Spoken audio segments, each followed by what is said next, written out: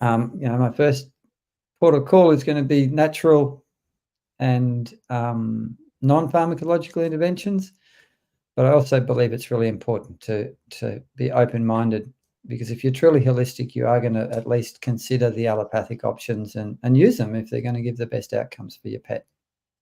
Is there a genetic component to it? Because I live in Bali, and it seems like every dog here, and then just mainly dogs because there's not many cats here, but like every dog here has some sort of type of anxiety, even from a puppy, and even if they're not one of the street dogs. There is a genetic component. Yeah. Temperament is about 2 or 3 times more heritable than any other genetic trait. So if you've got anxious parents, it's highly likely that you're going to have anxious puppies. But that being said, you have nature, which is the genetics, then you have nurture, which is what you do with the puppy as they're growing up. And that has an incredibly powerful effect too. And you can overcome genetics if you do the right things with puppies a lot of the time. Not all the time. You do get some animals that are, there's something wrong in the neurochemistry and wiring of their brain that's causing the behavior. That's pretty rare, but it can happen. Okay. I guess that's probably like when you go, even if you get in a puppy, like you're actually going to do a proper inspection before you go, and or kitten, to have a good look at the parents as well. Do you recommend that, or is that maybe not necessarily that? Look, I think it's a great idea. It's often practically impossible. Yeah. A lot of breeders are a bit funny about having anyone come to look at their dogs. Ideally, you want to find a breeder that breeds for temperament. That temperament is one of the primary traits that they're selecting for. Yeah. Now, I'm in the process of looking for a new puppy at the moment. My old whippet passed away about 3 or 4 months ago, and I started reaching out to breeders. So I'm starting now to think, the other thing you want to do is find a breeder who does the COI, or coefficient of inbreeding analysis, before they breed. Yeah. Because the more diverse your genetics, the more robust the genetics are. A lot of purebred dogs have got high levels of inbreeding, and the COI is a measure of how much inbreeding there is in the puppies. And if you can, go and see the breeders where they are, what they do, get a bit of a sense of what they like, and if you can meet some of their dogs, you'll get a better idea of whether or not you're buying into a healthy type of temperament, or perhaps a less healthy one. Yeah, that makes a lot of sense. And with the increasing amount of pets experience anxiety, can you shed some light on what's probably the most critical yet overlooked signs that every pet owner should be aware of? And are there any ways that we can provide some actionable solutions before these kind of signals start to escalate? That's a really good question. So a lot of people really don't realize what anxiety is. They just think their pet's excited or playful, or they just think they might be a bit restless. And I think a lot of people, when you get these kind of little beginnings of anxiety, like the little tiny seedlings of anxiety pushing up out of the animal into something that you can see, then it's often just an animal that is restless and that can't settle, that doesn't have an off switch. They get kind of hypervigilant. And you'll notice that they're always kind of on the alert. And you just don't see what you should see, which is any pet that's healthy should be in a nice, calm, relaxed, settled state for, around about 70-80% of the time. That's including their sleeping as well, of course. But if you've got an animal that starts to get jumpy about certain kinds of stimuli, whether it be a sound, whether they start to get reactive, a little tiny bit reactive to another animal, or they just start to tense up a little bit when another dog's coming close to them, things like this. You've got to really be on the alert for these really, really little tiny signs and start doing something then, because what happens is that anxiety kind of builds up little by little in layers over time with these animals. And every time there's an event that makes them feel fearful and I think another really key thing to remember here with our anxious pets, be they dogs or cats, is that these symptoms that we see of anxiety are a reflection that inside this animal is afraid. There's fear, that they feel like something dangerous is going to happen that's going to harm them. And that for me is one of the things that I really, really have thought about a lot in the last few years is, because anxious animals can be kind of annoying because they do all sorts of things that make life difficult for humans. They cause damage, they cause destruction. If you've got an animal with separation anxiety, maybe it means you can't have a social life. And a lot of people kind of label the anxious animal as a bad pet. They're doing something naughty. Well, they're not doing something naughty. What's going on is that they're terrified, and the only way that they can express this fear is through behaviors that often humans have a problem with, if you know what I mean. Yeah. This is a question that I didn't write down, but I'm intrigued to know your answer. What's the difference the biggest difference between cats and dogs? Like, I notice, and I've spoken to, and I guess dogs, because they can become a little bit dangerous, but what about cats? Like, is there anything in particular, or there are some signs that maybe people don't know about cats, and maybe it's just an anxious pet? I think cats are a bit harder to tell when anxiety is going on. And one of the reasons for that is that we don't take cats out of the house generally. Cats generally kind of just stay in the house or the immediate areas of the house. Cats generally have a lot more freedom of movement than dogs because they can jump over fences. They can go wherever they like, whereas a dog, we tend to fence them in and they can't just wander like the Bali street dogs. Yeah. And certainly, I know when I was in Bali, I thought the street dogs were actually pretty relaxed compared to a lot of the dogs I see that are living in Australia with humans, because they have more freedom of movement. Yeah. So cats, if a cat runs and hides, then that's a pretty strong sign that there's anxiety. So if you get a cat that runs and hides whenever someone comes to visit, you know that this strange person, different person coming into the environment is stressful for your cat. And another really thing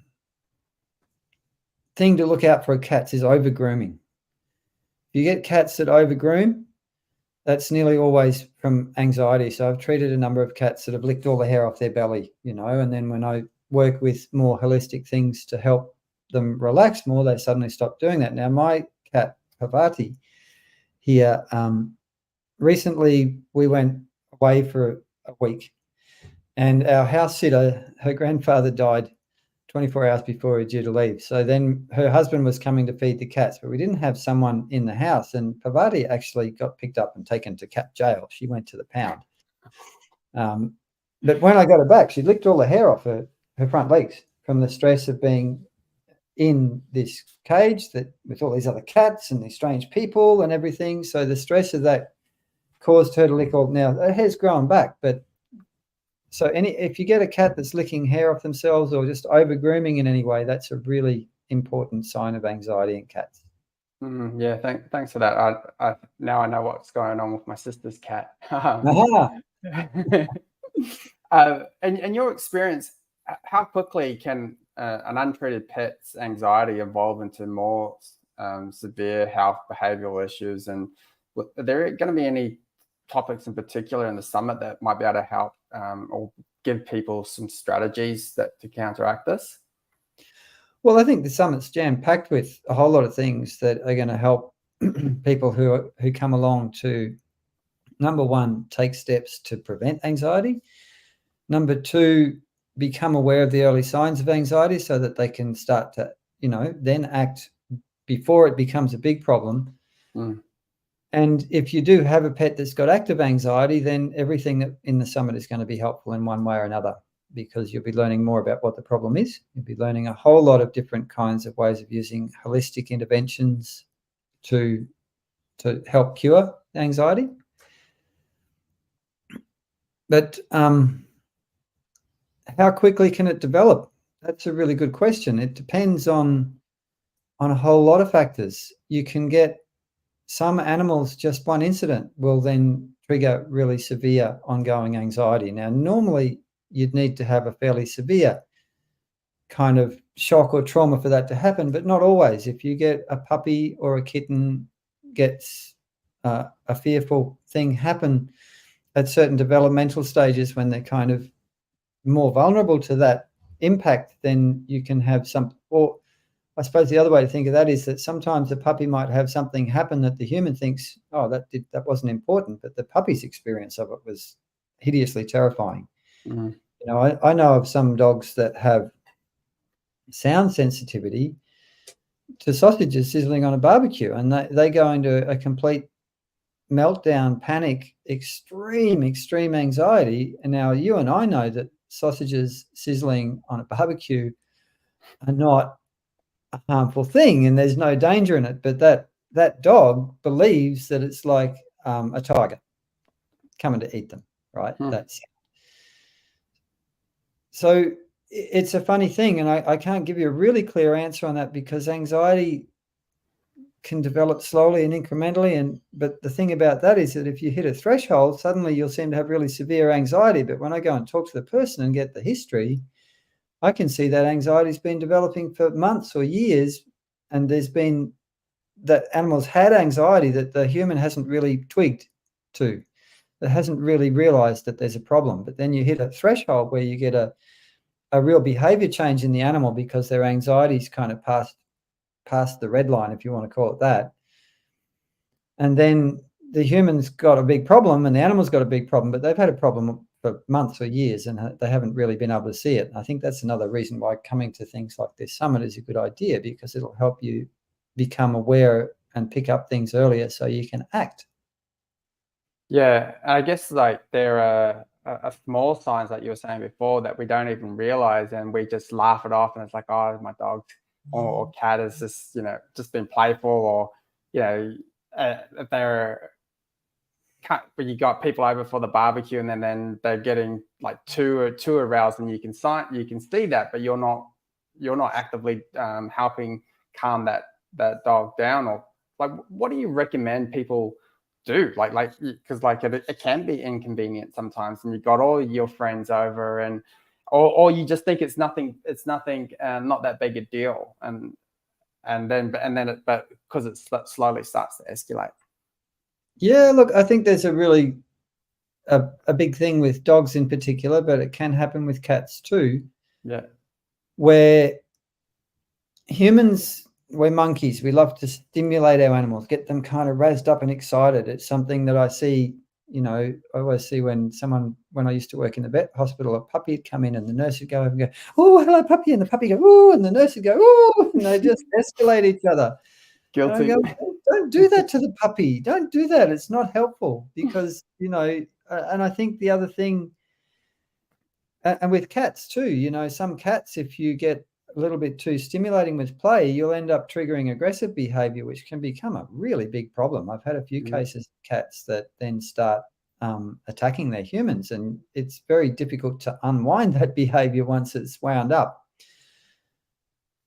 So, you know, I think one of the key things that I talk about and teach when it comes to anxiety in pets is teaching your pets how to relax. Yeah. Which I mostly do with touch, but there's other ways you can do it. And I'll talk about this in my presentations in the summit, talking about building resilient relaxation, because the opposite of anxiety is relaxation. And for me, I really think that animals with anxiety have simply lost the ability to be able to move themselves from arousal states into relaxation states. They've lost that regulatory capacity. And you can build that kind of relaxation training and regulation capacity a lot easier in a puppy or a kitten than an adult animal, but you can teach it in adult animals too. It just takes a little bit longer, a bit more time and attention and effort. You were saying, you know, what do people do? Well, learn as much as you can about anxiety, learn as much as you can about what the early signs are, and do everything you can to prevent it, which is a big focus for this year. You know, last year we really dug into treatment of anxiety, and this year we're focusing on two really important areas in this summit. One is prevention, because a problem prevented is never a problem, right? Mm. And the other one is talking about the gut and the gut-brain axis, which is incredibly important way to be able to deal with animals and help animals prevent anxiety and treat anxiety. Yeah, and like coming back, like there's a few other talks, and it's really good to see more and more people are really, hey, let's get to the root cause of this, and even with ourselves, and it comes like, you know, a lot of this, our health issues can come according to the gut and the food that we feed it and how it's connected to the brain. I'm really looking forward to some of these interviews that are coming up. And I know we're getting a bit close to time. One thing I really would like just to quickly touch on, which I'm like my favorite topic, is psilocybin or psychedelics. There's an amazing talk. Can we like quickly just like touch on that? I know we can go into a deep dive. So psychedelic medicine is what I call this. It's something that there's been a lot of movement on in the human realm in the last, well, there was quite a lot of it happening before America made everything in the world illegal. MDMA and LSD and these other substances were used pretty extensively in psychotherapy before they were made Schedule I drugs and totally illegal. In the last 5 to 10 years, research has opened up again into these things, and we're finding that humans with PTSD can benefit immensely from MDMA, and psilocybin is now being used in therapy for a range of psychological issues, and we're seeing really, you know, it works. It makes a big difference.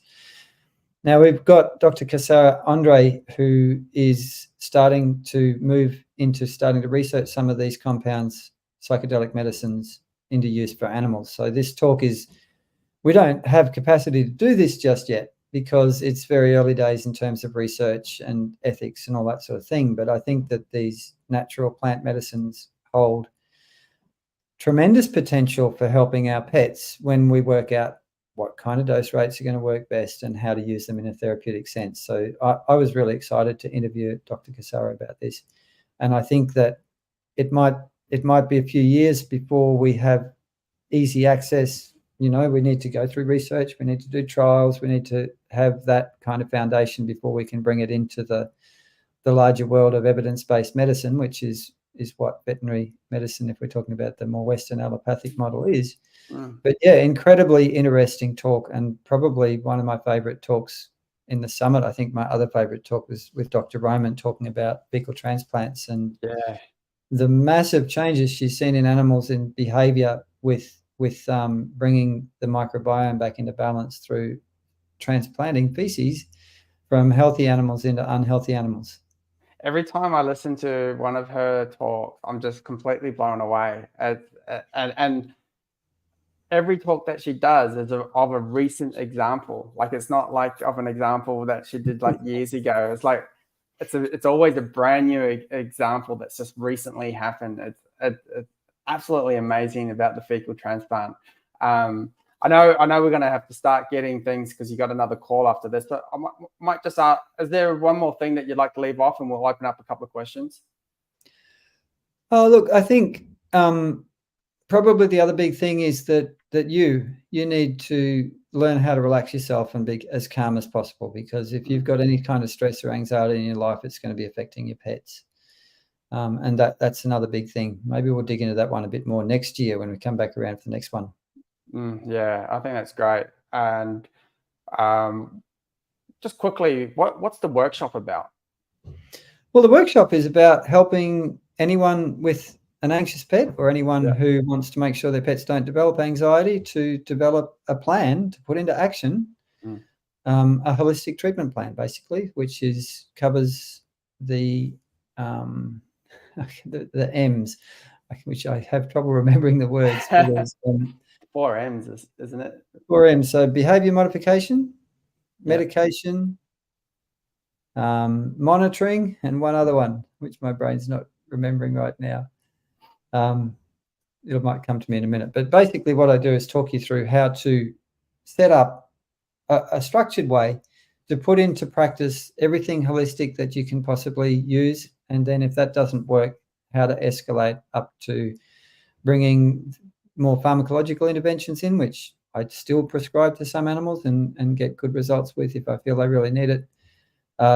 So yeah, it's basically me doing with you in a group what I would do with someone one-on-one, but teaching you in how to implement and create a holistic anxiety treatment plan for your animals. Amazing. If anyone wants that, just DM us in the group. We can put you guys to the link. I've got a question here from Sonia. Just open it up.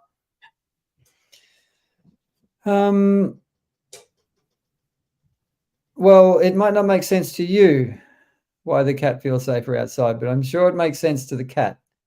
So there's, your cat won't come into the house. There's a stray outside that attacks her.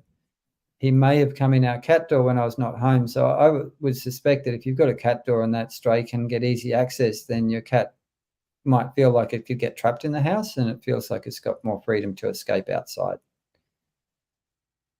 What about if cats spray when they spray? Could that be something? If a cat is spraying and urinating in the house, it's nearly always some kind of stress-related thing. No, the other cat. What if the other cat came in? Well, if the other cat came in, that would be very stressful for the cat that lives in the house. Yeah, absolutely. So you'd probably want to try and maybe get one of those doors that has a little tag that only lets the one cat in, won't let the other cat in. You can get a collar that is kind of like an electric door that senses the collar and won't let strangers in, so to speak. Interesting. Man, technology, love it. I got a question here from Deborah. Shih Tzu puppy gets quickly excited and anxious around 5 p.m. Why does he get so wired up around that time? He's barking, biting, and won't settle down. So this is something that is not uncommon for puppies to get a little crazy period in the evening. Sometimes if you move your evening mealtime a little bit earlier, so you feed them a bit before they get crazy, that crazy behavior, if they haven't had their dinner, can be driven by hunger. So they're hungry and they go nutso. You might want to think about how to start getting a little bit at 4 o'clock, settling, calming, helping the puppy be chilled and relaxed by the time you get to that time. You might, if he's barking and biting and won't settle down, then you might want to do some behavior modification, training, teaching them to target onto a mat, teaching them to get on their bed, or crate training. You've got to be careful to not make them feel like they don't want to be in the crate. So if you put them in the crate and they're not happy in there, that's not good crate training. But with a puppy like that, I do a whole lot of touch work, relaxing touch and boundary work, getting them to understand, well, I'm a human, I've got a personal space. No, you're not allowed to bite me, that sort of thing. I was about to say the touch. I remember seeing one of the videos that you did last year and how you did 2 examples with 2 dogs, and you see one that's like really agitated and like moving around, and then the touch that you do and just see him like almost go into a sleepy state. It was like, wow, that's amazing. Yeah. Yeah. We've got a question from Boki. Apologies if I'm saying your name incorrectly. Would you consider ADHD? My 9-month-old male puppy came in Ireland rescue as a symptom of anxiety. No fear or aggression exhibited, just hyperactivity. I've had him since 9 weeks of old. So I think that dogs can be neurospicy like humans, but it's practically impossible to be able to actually diagnose if it's ADHD or ADD or more on that autistic spectrum of things. So you do get some dogs that have just got high drive and they're super active and they want to do stuff and they're active mentally and active physically. Again, you may not have actually taught this dog how to relax. And that's one of the things that I'm going to really go into depth in the workshop and show you how to do the touch work in the workshop as well, so that you can use touch to train your animals how to relax and how to have resilient relaxation. That workshop is after the summit. If you come to the summit, it's totally free to attend live. You don't need to pay anything to get all the value from all the speakers. So, you know, the all access pass is incredibly good value, and you'll be able to get lifetime access if you do grab that. So I would recommend you come along to Summit, learn some things, try some things, see if you can help your dog learn how to calm and settle. Yeah, exactly. I know we've got to be respectful of your time because you've got to call in exactly 2 minutes. So for those of you who who want to get more access or more information, the summit's completely free. Sign up at petsummits.com/anxiety. If you have any friends or you know a family member that has a pet with anxiety, send them this link. Again, it's completely free. We have a few bonuses if you want to upgrade to the premium version. That you get lifetime access to all of that, and then you get a bunch of bonuses from different types of supplements out there, which is completely free. And there's a bonus video from Dr. Rob Silver, who's our CBD expert. So he goes into a little bit deeper about that. So that's again petsummits.com/anxiety. And also we'll be doing live Q&As every day. We've got another live next Friday. But we'll be doing live Q&As every day throughout the live summit. So, you know, make sure you come, tell your friends, turn up, bring all your questions so Dr. Edward can help you help you address or prevention, which is the biggest thing that we talked about today. Thank you very much. The live Q&A is going to be a stack of fun. I'll be there for an hour each morning, and you basically can ask me anything you like, and I'll help you in any way I can. Thank you. Amazing chat today, Dr. Edward. Really appreciate your time. And for those of you that would like access to this recording, just message us in the private Facebook group or YouTube channel.